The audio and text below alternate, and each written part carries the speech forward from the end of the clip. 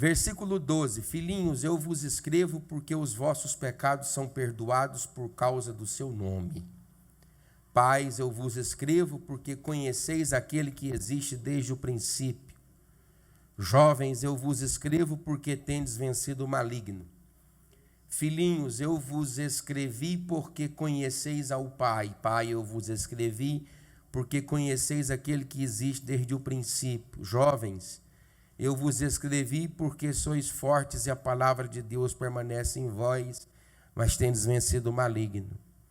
Não ameis o mundo, nem as coisas que há no mundo. Se alguém amar o mundo, o amor do Pai não está nele. Porque tudo que há no mundo, a concupiscência da carne, concupiscência dos olhos, soberba da vida, não procede do Pai, mas procede do mundo. Ora, o mundo vai passando, bem como a sua concupiscência. Aquele, porém, que faz a vontade de Deus, permanece eternamente. Filhinhos, é já a última hora, e como ouvistes que vem o anticristo, também agora muitos anticristos têm surgido, pelo que conhecemos que é a última hora. Eles saíram do nosso meio, entretanto não eram dos nossos, porque se tivesse sido dos nossos, teriam permanecido conosco. Todavia eles se foram, para que ficasse manifesto que nenhum deles é dos nossos. E vós possuís unção que vem do Santo, e todos tendes o conhecimento.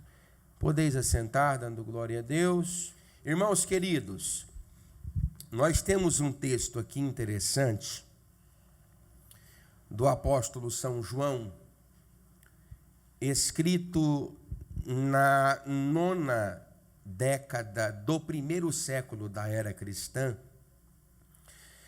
com vistas a refutar as teorias advindas do gnosticismo para dentro da igreja, bem como reforçar a natureza divina do Cristo ressurreto, uma vez que a doutrina da cristologia estava sendo ameaçada por pensamentos gnósticos dentro das comunidades do Ponto, Bitínia, Capadócia, Ásia Menor, Meridional, bem como todas as outras cidades que eram evidentemente margeadas pelo Mediterrâneo.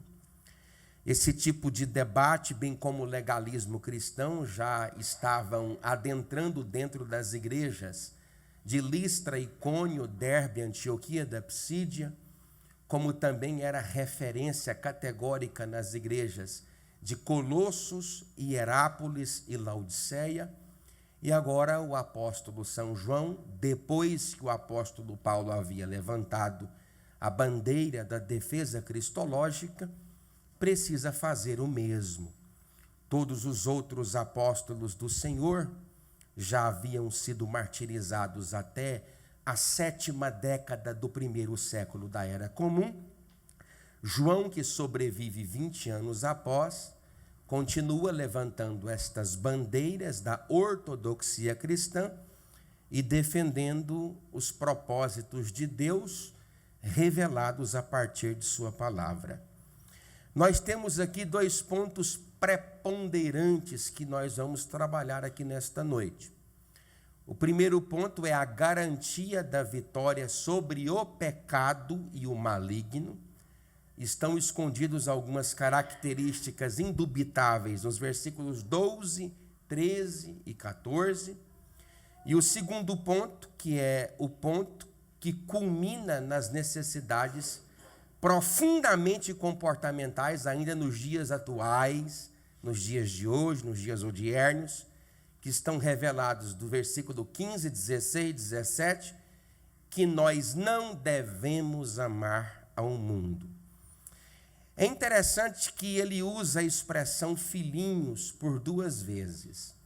A primeira expressão grega, e nós precisamos concordar, que dentro das terminologias dos idiomas, por exemplo, sânscrito, ou das línguas dos vernáculos indo-europeus, existem determinadas palavras que refletem o mesmo conceito. Só que existem características nuances muito profundamente ligadas à palavra que eles utilizam para expressar um denominador comum em determinado grupo. Ele usa para nós uma expressão traduzida por João Ferreira de Almeida como filhinhos, no versículo 12, e ele usa também a mesma expressão traduzida pelo padre João Ferreira de Almeida, filhinhos, no versículo 14. Só que no idioma grego, você tem duas expressões que refletem caracteristicamente dois grupos. A primeira palavra que ele usa é a palavra teknia, que reflete um grupo mais abrangente, no sentido de aclopar toda a comunidade cristã como se fossem bebês espirituais mesmo, refletindo a ideia a partir desse cuidado pastoril, pastoral de João em relação à igreja, como aquele que tem a capacidade, a habilidade, a autoridade apostólica para cuidar deste rebanho como uma mãe, pastor Luiz, cuida de seus filhos. É a expressão que reflete a ideia de teknia, a ideia de que todos nós estamos debaixo, irmão Adley, desse cuidado pastoril, e o cuidado que João tem com esta igreja se assemelha ao cuidado que uma mãe possui com seu filho. A outra expressão já caracteriza um determinado grupo, um grupo mais específico, já de crescência, de florescimento de idade, que é a expressão teknia. É uma outra expressão que reflete, ou a expressão apidia, que reflete a ideia de um grupo específico, um grupo semelhante. Então, quando ele fala de forma geral, ele também traz conceitos gerais. Quando ele usa a expressão teknia, ele coloca uma dificuldade, que é a dificuldade do pai, que é a dificuldade da mãe, que é a dificuldade do pastor, dificuldade, consequentemente, da igreja, que são as dificuldades preponderantes dentro do universo eclesiástico, como, por exemplo, aqui, a luta contra o pecado e o poder do nome de Jesus em relação a isso.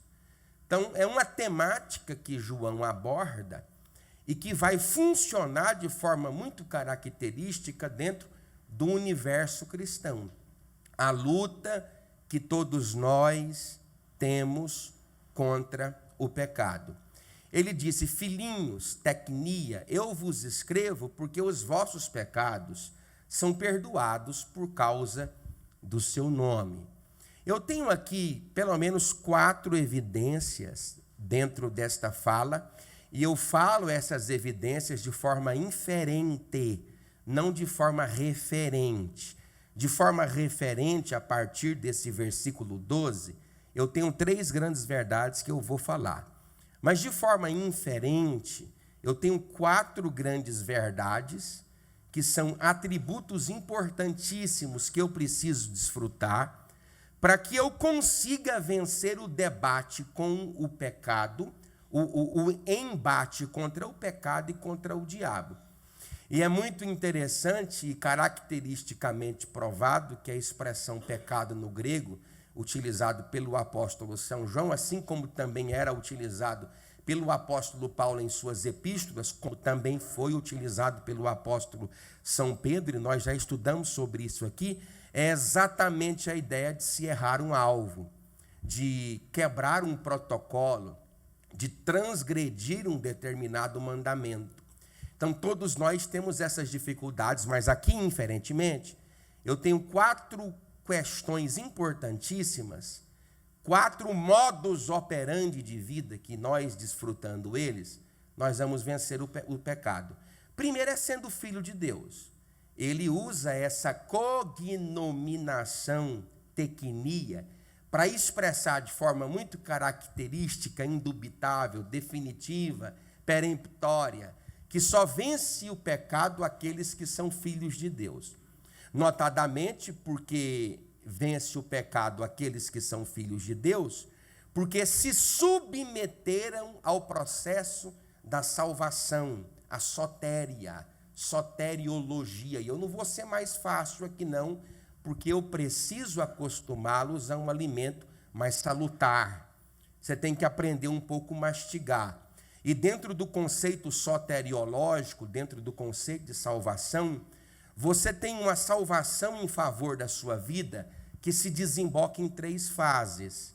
Primeiro você é justificado, depois você é santificado e depois você é glorificado. A justificação é um ato, a santificação é um processo, a glorificação é um estado. Nenhum de nós estamos desfrutando o estado da glorificação, porque quem vai instalar sobre mim o estado da glorificação é quando o meu corpo for revestido de incorruptibilidade. Agora, todos nós, os que somos filhos de Deus, estamos no processo de santificação.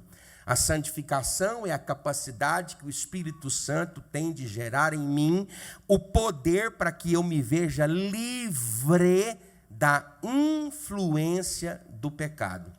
A influência do pecado, Vitor, sobre mim, ela é uma influência que perde o seu poder por causa da santificação, ou seja, de um ato de Deus? Não.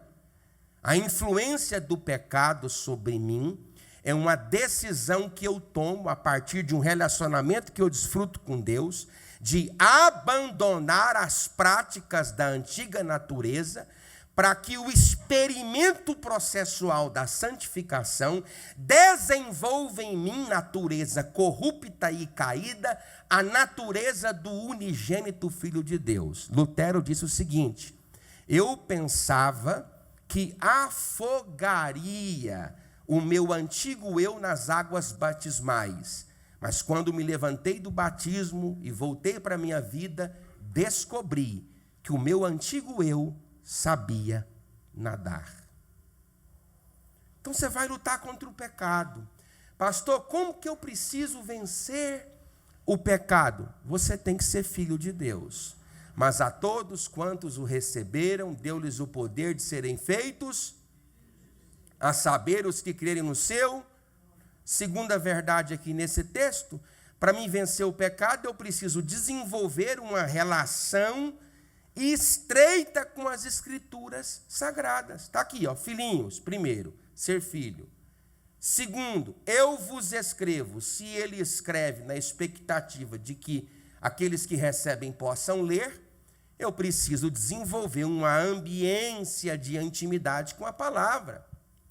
Ninguém que não lê a palavra de Deus vai vencer o pecado. Ninguém que não tem uma relação profunda com a palavra de Deus vai vencer o pecado. George Miller leu a Bíblia de joelhos 112 vezes. Jerônimo, no 4º século da era cristã, se trancou numa caverna em Belém para traduzir a Bíblia do hebraico direto para o latim, sem passar pela versão dos 70, que é a Septuaginta, escrita no 3º século antes da era cristã, por judeus alexandrinos a pedido de Alexandre o Grande. Ele se trancou 22 anos lendo até 12 horas por dia. Smith Wigglesworth leu a Bíblia mais de 100 vezes. John Fletcher, ao impregnar as paredes do seu quarto com o hálito da sua oração, leu a Bíblia mais de 100 vezes. Homens extraordinários gastaram tempos fenomenais na aplicação da leitura da palavra de Deus. É impossível você vencer qualquer tipo de pecado sem instruir o seu coração a palavra de Deus. A palavra de Deus, ela é um vai-crá. Ela é o disse de Deus em favor da nossa vida. Ninguém que não se aplica a ler sistematicamente, pastor, que tipo de leitura eu começo lendo a palavra de Deus? Não tenho o hábito de ler. Leia devocionalmente. Pegue o livro de Gênesis, comece do começo, ou comece pelo Novo Testamento, que é mais fácil, mais compreensível, mais didático, mais devocionalmente desenvolvido, na expectativa de que comunidades gentílicas possam entender. Qualquer um entende isso aqui com a ajuda do Espírito Santo. Pastor, como que eu leio a Bíblia sistematicamente? Já leu ela toda uma vez? Li. Leia de novo. Leu De novo? Leia de novo. Leu de novo? Sim, leia de novo. Leu umas 5 vezes a Bíblia, então quer estudar por tema? Pega os temas centrais da Bíblia, soteriologia, doutrina da salvação, leia sobre isso. Pegue os muitos textos bíblicos que abordam esse tipo de conteúdo para que se desenvolva em si mesma uma sistemática com relação a esses temas. Eu quero entender sobre o Espírito Santo, então lê pneumatologia, paracletologia no sentido de defesa, o consolador que defende. Leia harmatiologia, que é a doutrina do pecado, que é onde vem do grego harmadia, que significa erro do alvo, pecado. Leia as Escrituras. Você que diz para mim que não está tendo facilidade para se ver livre da influência do pecado, você nunca terá liberdade espiritual sem escravizar sua mente à palavra. Sem que ler a palavra, está falando assim, filhinhos, eu quero vencer o pecado, João, me ajuda. Primeira coisa, você tem que ser filho, então eu vou ter que te chamar de filho, amém. Como que eu sou filho? Mas a todos quantos receberam, deu-lhes o poder de serem feitos filhos de Deus, a saber os que creram no seu nome. Tudo bem, João, pulei esse degrau. E agora? Leia a Bíblia, Presley. Leia quanto? Leia o tanto que você conseguir. Eu vos escrevi para que vocês leiam. Terceiro lugar, porque os vossos pecados são perdoados. Ter pecados perdoados. Agora, deixa eu dizer para você uma coisa aqui, lindeza. Absoluta lindeza. Vossa excelência, vossa eminência. Perdão de pecados não é anulação de consequência. Perdão de pecados é a possibilidade que Deus tem, a partir do sacrifício vicário, de não imputar sobre você o delito capital do seu pecado. Perdão de pecados não é anulação de consequência. Deus perdoa o meu pecado, não anula a consequência. Para dizer a verdade, a consequência é muito mais aliada de Deus para tratar pedagogicamente com as minhas posturas e desvios comportamentais do que propriamente a palavra. Porque se a palavra fosse, eu não pecaria, pastor Luiz. Como a palavra não é suficiente para me transmitir as lições comportamentais a partir da instrução e do amor, Deus permite com que eu peque e arque com as consequências. Consequências de Deus são didáticas para trazer um equilíbrio comportamental na minha vida. Eu não posso tocar porque eu toquei e queimei. Não posso abraçar porque eu abracei e queimei. Eu não posso fazer isso, eu não posso. Então, eu preciso ter pecados perdoados. São 4 coisas. Primeiro, eu tenho que ser filho. Segundo, eu tenho que ter uma relação boa com as Escrituras. Terceiro, eu tenho que ser perdoado. Quarto lugar, eu preciso reconhecer que não é obra meritória minha. Não é por causa de mim, é por causa dele. Olha o que ele diz, filhinhos. Eu vos escrevo porque os vossos pecados são perdoados por causa do seu nome. Eu preciso reconhecer, missionária Michele, que a natureza do perdão de Deus em favor de mim, bem como a sua graça, não é de característica meritória. Sabe por quê? Porque se fosse meritória, o meu perdão poderia ter diferença do teu perdão. O teu perdão teria diferença do perdão do pastor Roberto. Como não é, o perdão de Deus não é baseado na natureza do meu pecado, logo não é por causa das coisas que eu fiz ou faço, ou vou fazer, mas por causa do poder do seu santo nome. Então toda honra, toda glória, todo louvor, toda graça, todo culto destinado é por causa do nome daquele que vive. Você pode dizer glória a Deus por isso? Então eu tenho 3 verdades aqui, Amós, você der um conforto aqui para o seu... Você sabe, Amós, que eu te amo, só um conforto, mas não estraga não, tá? Olha aqui, 3 verdades aqui. Quantas verdades, irmãos? Primeiro, o evangelho não só é eficaz quanto ao perdão dos pecados, como também deve ser eficaz a favor da santificação deles. Sabe por quê, Rogério? Porque de repente eu vou me pautar na ideia de que o evangelho tem o poder de me absorver do pecado e esquecer a possibilidade que o evangelho também tem o poder de me santificar dos pecados. Aí eu fico pecando e brincando com a graça, fazendo da graça, que é gratuita, barata. Então, o evangelho em mim, presta atenção, ele só se manifesta a desdobrar o meu comportamento em favor de um comportamento cristão, quando o evangelho não só perdoa, mas também santifica. Quando Davi peca contra Deus, ele fala, Senhor, vários conceitos ele cria a partir de uma relação profundamente íntima com Deus, o conceito da intimidade, o conceito da alegria do Espírito Santo, o conceito da purificação com ensopo mediante o poder da palavra, o conceito da lavadura de vestes como a branca neve. Mas um dos conceitos mais fenomenológicos da Bíblia está lá no Salmo de número 119. Escondi a tua palavra no meu coração para não... Então a mesma palavra que me absorve a partir da redenção proposta por Cristo, ela também tem que me santificar. Ela tem que ser capaz de construir em mim a seguinte ideia: eu não posso pecar, porque eu tenho um compromisso com Deus. Segundo lugar, não pode haver a salvação verdadeira sem o processo santificador. Então, por quê? Porque, pastor, por que não pode haver salvação verdadeira sem o processo santificador? É simples.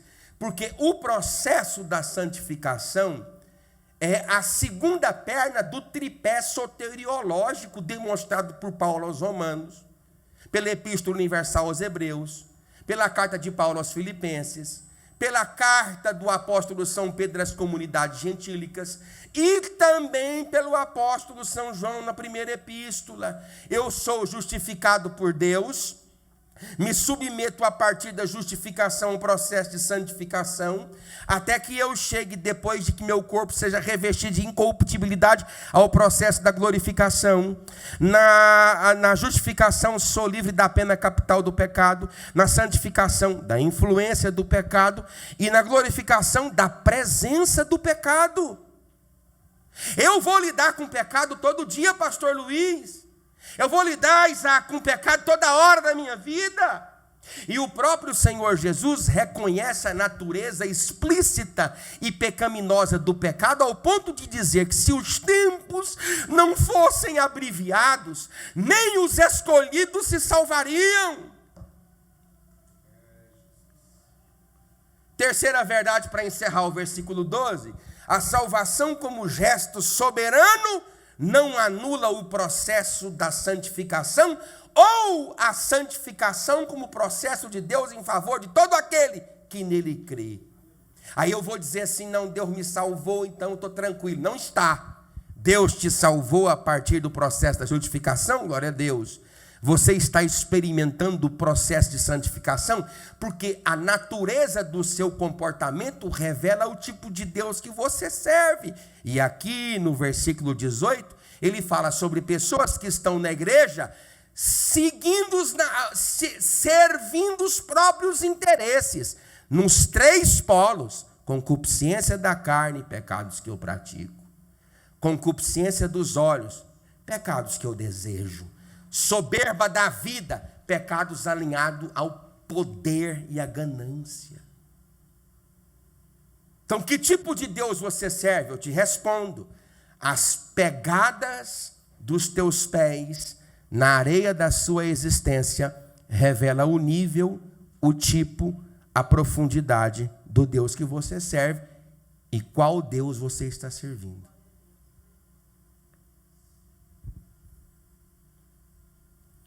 Aí ele vai selecionar: pais, eu vos escrevo, porque conheceis aquele que existe desde o princípio. Jovens, eu vos escrevo, porque tendes vencido o maligno. Filhinhos, que é Abdia, eu vos escrevi. Veja que a conjugação do verbo escrever está no passado. É porque conheceis o Pai, Pai, eu vos escrevi porque conheceis aquele que existe desde o princípio. Jovens, eu vos escrevi porque sois fortes e a palavra de Deus permanece em vós e tendes vencido o maligno. Então, essa epístola é uma epístola pastoral. É uma carta chamada de Epístola Universal. Ela tem propósitos profundamente ligados às igrejas que estavam esparramadas pela região que margeava o mar Mediterrâneo. Eu não sei se vossas eminências sabem, mas o evangelho se desemboca já a partir da 6ª década do 1º século da era cristã, já na Europa, quando se estabelece na cidade de Filipos. E a cidade de Filipos, fundada por Filipe da Macedônia, pai de Alexandre o Grande, é a primeira igreja na Europa fundada pelo apóstolo Paulo, que fazia margem, a partir da cidade de da região anatolina de Troade, dividindo geograficamente a Ásia, a oriental naquela época, com a Europa. Então, o mar Mediterrâneo, bem como as suas margens, estavam inundados do evangelho, porque quando Paulo morreu, passou já 30 anos quase, esse homem está escrevendo para estas igrejas. Então, como ele é pastor, ele está escrevendo para pais, para pessoas maduras. A palavra pais aqui na Bíblia pode também trazer a cognominação ancião, pessoas que são mais experientes na igreja, e também para os jovens daquela época. E deixa eu dizer para você, jovem, você que pensa que é difícil servir a Deus hoje, por causa das muitas propostas de Satanás e do mundo, para seduzir-te a tua alma e te levar lá para fora, nessa época também era. O que mudou não é a profundidade do pecado, nem a sua influência, mas a disposição dos membros das igrejas, que está radicalmente oposta à disposição desses crentes. Quer ver? O que ele diz para os pais? 2 coisas. Vocês têm experiência e conhecimento. Experiência e conhecimento. A expressão experiência, uma vida cristã de conhecimento e experiência, olha aqui, ó. Pais, eu vos escrevi porque conheceis aquele que existe desde o princípio. A expressão conhecer. Olha aqui para mim, lindeza. Você sabia que a expressão conhecer no hebraico transmite a ideia de intimidade sexual, de copulação, de coito, de possessão corporal?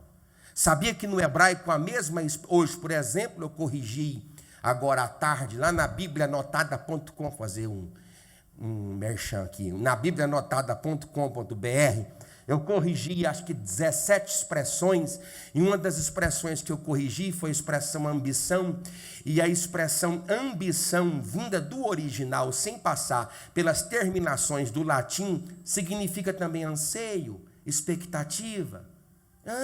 Então, a expressão conhecer lá no hebraico, ela reflete a ideia de intimidade. Então, eu estou aqui diante de uma igreja, meu querido, que os pais são profundamente espirituais.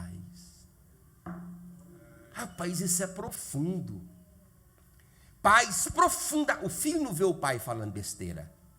O filho não vê o pai contando piada. O filho não vê o pai com chocarrice. Filho não vê o pai se aplicando a desenvolver naturalmente como um leviano, como um libidinoso, como um libertino. É uma comunidade onde o exemplo começa pelos mais velhos. Hoje mudou tudo. Um bando de homem relaxado na igreja. Não tem vida de oração. O filho nunca viu. Eu quero que o meu filho seja um homem de Deus. Mas o teu filho nunca te vê expressar como um homem de Deus. Eu quero que a minha filha seja uma santa mulher de Deus, a dona de casa. Mas a tua filha nunca te viu como uma santa varoa de Deus. Não, ela não te vê. Às vezes nos vê. Vamos pular. Não vou bater nos meus irmãos queridos, não, mas eu vou falar para você. Eu posso falar, irmão? Diga amém. Nós precisamos desenvolver uma vida de... O meu filho, teu filho, tem que olhar para você e falar assim: meu pai, minha mãe, homem e mulher de Deus.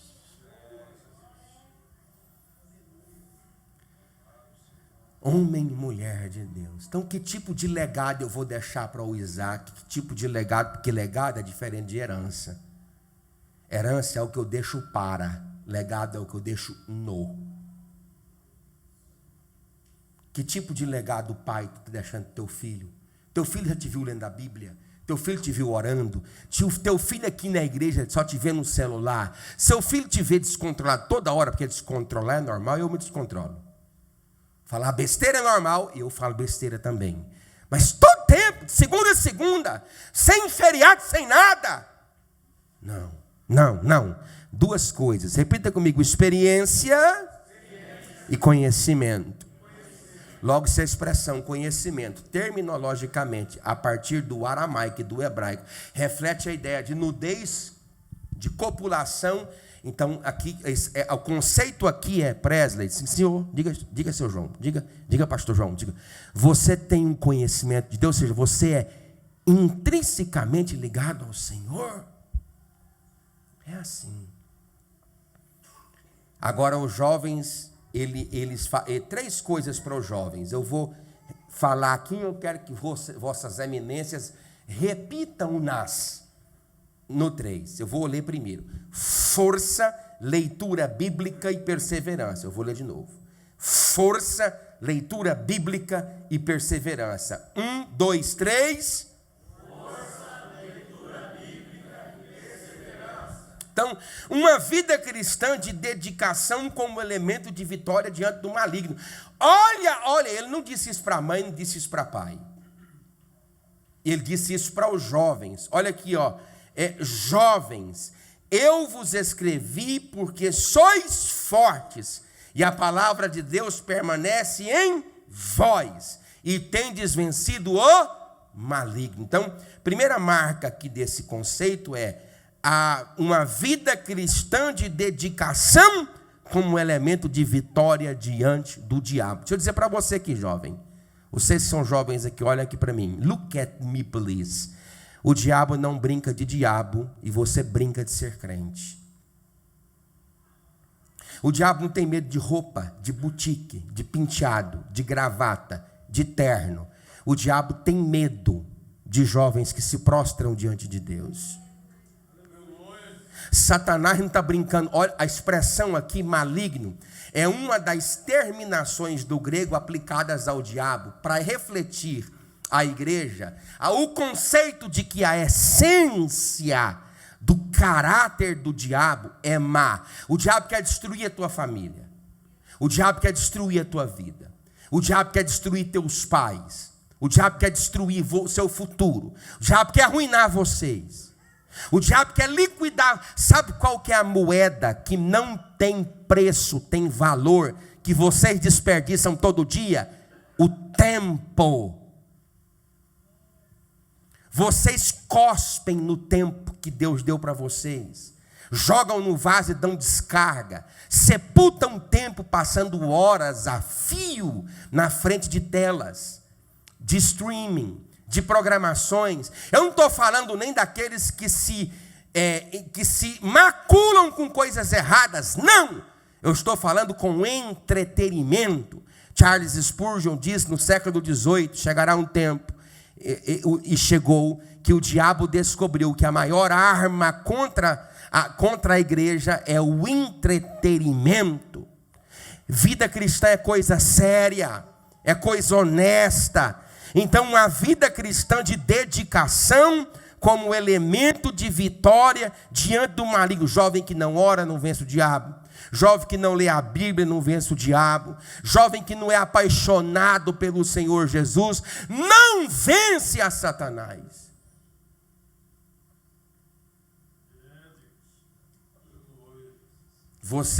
Quisera eu que vocês lessem Harry Potter,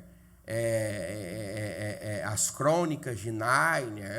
Quisera eu, que eu sei que vocês não leem, mas preocupem-se em ler histórias de jovens que mudaram a história da sua nação, como por exemplo John Knox, o bispo Aldery da Inglaterra, um jovem chamado Oral Roberts no país de Gales, salvou o seu país de uma guerra no século XVIII para o século XIX, começando a orar sozinho segunda-feira, com 3 meses, 100 mil galeses estavam prostrados diante do Senhor Jesus.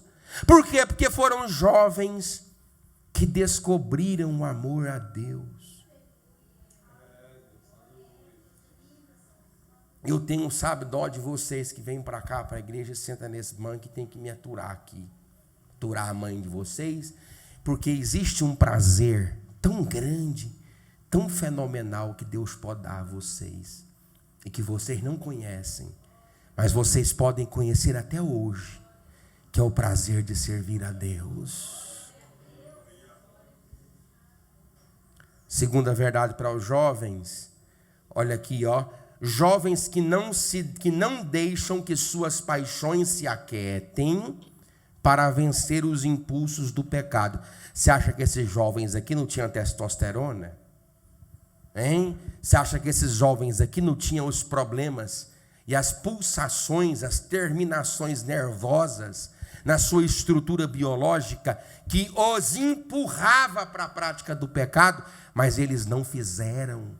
Porque eles resistiram à própria natureza para que se desenvolvesse neles, a partir de uma relação com o Espírito Santo, a natureza de Jesus Cristo. Esses jovens queriam a presença de Deus. Você não sabe, nudismo, todo tipo de prática libertina, promíscua, todas as propostas pecaminosas do mundo greco-macedônio estava influenciando aquele povo. Só lá na praia, meu lindão, só lá na praia, abaixo da Acrópole, do Istmo de Corinto, tinham 1000 prostitutas de cabeça raspada, nuas, seduzindo adeptos lá para cima. O que o homem mais quer? Sexo, poder e fama. Tinha lá na cidade, mas quando chegou um carequinha lá, magro, desnutrido, tanto passar fome, os sumos sacerdotes lá da Acrópole, lá em cima, começou a perceber que as prostitutas rituais desciam lá para o litoral e não voltavam mais. E quando eles mandavam outras buscarem, as que eles mandavam buscar as outras, ficavam lá também, depois desceu todo mundo. O que é que está acontecendo? O poder do Espírito Santo de Deus varreu a cidade de Corinto, e aquele templo Artemis, Afrodite, foi quebrado pelo poder da glória e do poder do Espírito Santo. Sabe, jovem, o que você precisa fazer para conhecer a Deus e ser alguém diferente? Você pode falar, irmão? Diga amém. Tome uma decisão. Eu decido servir a Deus. Servir a Deus. Eu quero sentir. Tu não vai sentir nunca, rapaz. Você sabe o que tu vai sentir? Eu posso falar, irmão? Diga amém. Está gravando, né? Deixa gravar. Não tem nada não. Tu vai sentir a vontade de fornicar, de pecar, de prostituir, de fazer sexo, de libertinagem, de mentir, de roubar, de agredir, de gritar, de descontrolar, de xingar todo mundo, de jogar bola, de ir para cinema, de ir para shopping, de engordar, de qualquer outra coisa, menos sentir vontade de ir para Deus. Mas não é sobre sentir, é sobre decidir. Eu decido servir a Deus e a nada mais.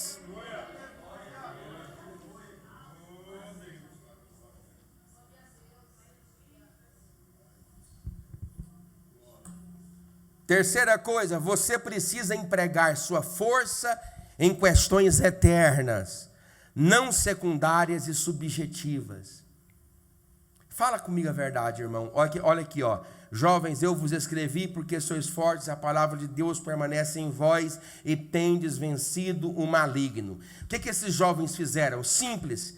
Eles não subjetivaram a Deus. Eles não secundarizaram a Deus. Pastor, eu não estou entendendo subjetivar e secundarizar. Subjetivar é colocar por baixo dos objetivos. Secundarizar é colocar em segundo plano. Você está achando que o diabo quer tirar aqui da igreja? Ele prefere muito mais que seja frio, pecador, prostituído e promíscuo aqui dentro. Irmão, num culto de domingo aqui, a gente leva mais de 50 minutos, Efigênio, para tentar conectar o povo. Senta aqui aquele bando de gente desconectado da igreja, desconectado disso aqui, perdendo a oportunidade de agradar e de servir a Deus, longe de todas as coisas.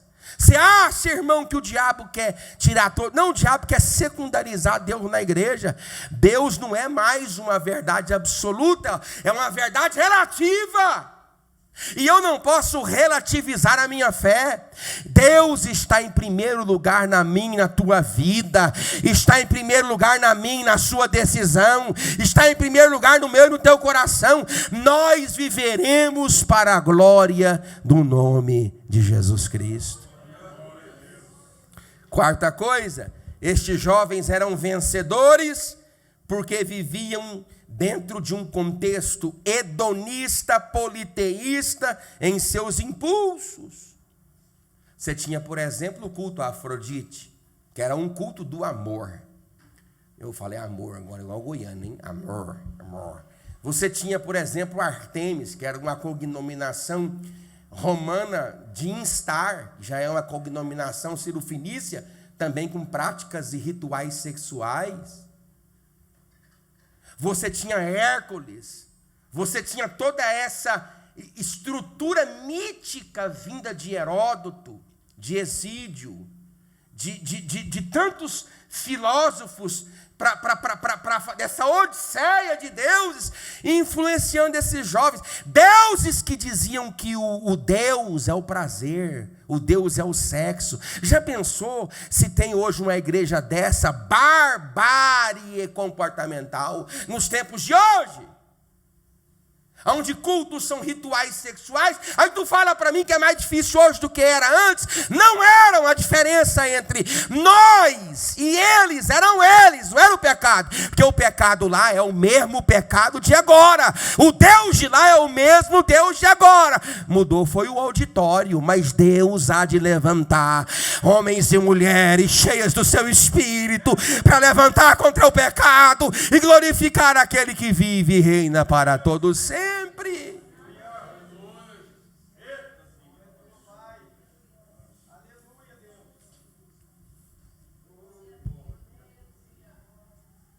Você pode dizer glória a Deus?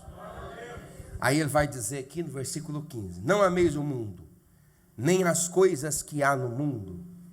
Se alguém amar o mundo, o amor do Pai não está nele. Engraçado que essa epístola é a epístola do amor. Veja, aí eu coloquei aqui, a marca do verdadeiro cristão é o amor. Mas esse sentimento no local errado e com motivações erradas é total oposição a Deus. Mundo aqui não é cosmos. Lembra que eu expliquei para vocês que existem terminações do grego para refletir a mesma palavra. A palavra mundos, no aspecto de 100 bilhões de anos-luz de diâmetro, da natureza criada por Deus, bem como o seu universo. Mundos aqui é cosmos, não é esse conceito. Esse conceito que João está empregando aqui nesse texto é o sistema.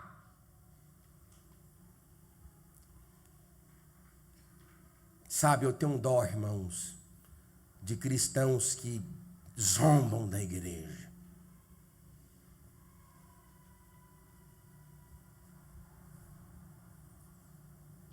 Eu queria poder falar as coisas, mas eu não posso.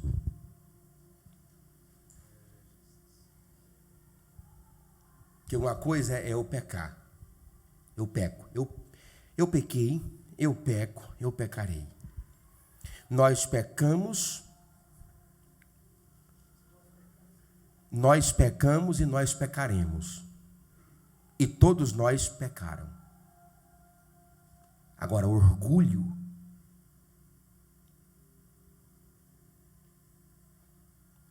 eu ser feliz por causa de um pecado que eu cometi? Eu ir para um ambiente que não é cristão e eu gostar daquilo ali, e eu sinalizar para as pessoas aquilo que é de uma decadência moral peremptória.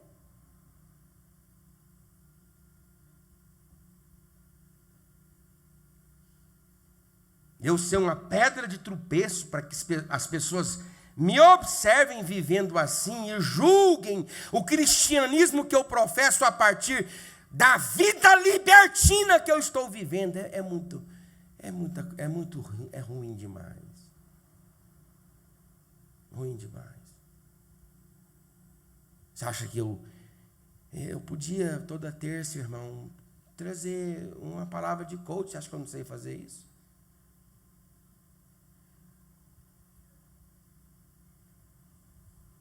Você acha que eu não sei mudar o nome? Porque no mundo coaching, o nome soberba e orgulho é atitude. Você acha que eu não sei falar? Tem atitude. Abandona o pecado, abandona o passado. Pecado não, o passado. Levante a cabeça, toma uma decisão. Era bom, mas não é isso que João quis dizer. E não é isso que eu vou dizer. Eu vou dizer para vocês agora, 2000 anos depois, o que João quis dizer para aquele povo 2000 anos atrás. E João está dizendo que o pecado destrói a igreja, mas que o poder transformador do evangelho pode restaurar a natureza de cada crente e formar nele o poder do Espírito Santo de Deus. Está aqui agora a maior confusão por causa daquela menina que vê. Olha, irmãos, eu escrevi 16.500 artigos gospel. Eu fechei o meu site gospel. Porque é pornografia e nojeira. Eu fechei aquele nojo. Eu fechei aquilo. Eu não quis mais me pactuar, ter que escrever fofoca de crente. Igual está na internet agora. Agora um pobre de um coitado aqui em Belo Horizonte falou mal de uma cantora famosa aí, porque ela dançou um tipo de música profana e saiu os crentes em defesa da prostituída. Deixa eu falar para vocês, nós estamos perdendo o poder de falar contra o pecado. Nós perdemos o poder. Sabe por que perdeu? Porque eu estou falando contra essas coisas. Você não gosta, você sai daqui e vai para aquele lugar ali, que lá não fala do pecado. Lá pelo contrário, lá não te coloca para ajoelhar, lá te faz voar. Porque você não quer um culto que pensa, tu queres um culto que te faz, tu quer um culto que te faz voar. Aí eu quero ver, eu quero sentir. Aí a gente fica assim, aí eu não senti Deus na igreja. Aí eu pergunto para você, Deus te sentiu aqui?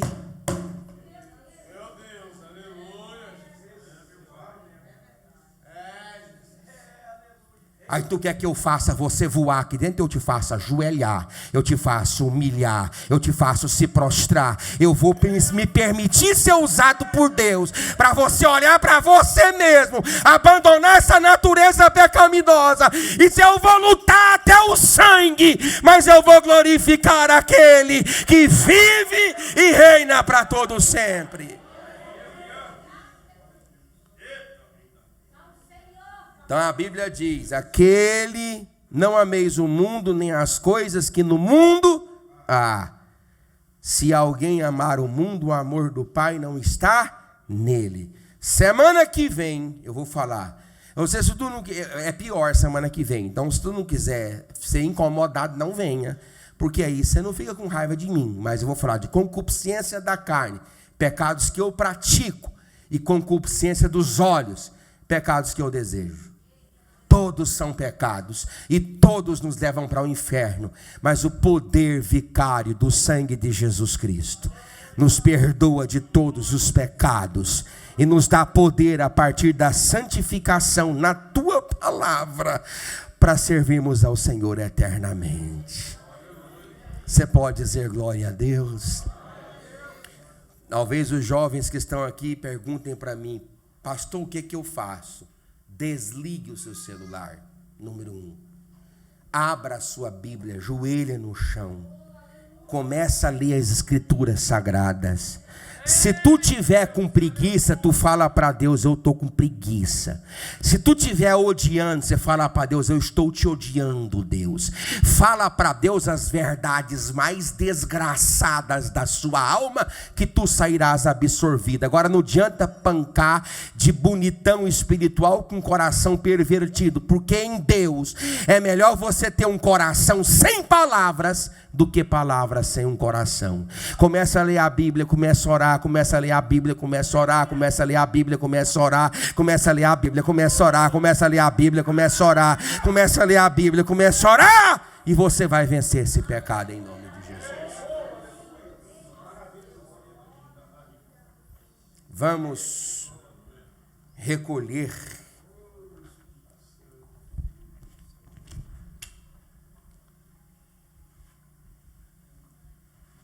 ofertas e dízimos.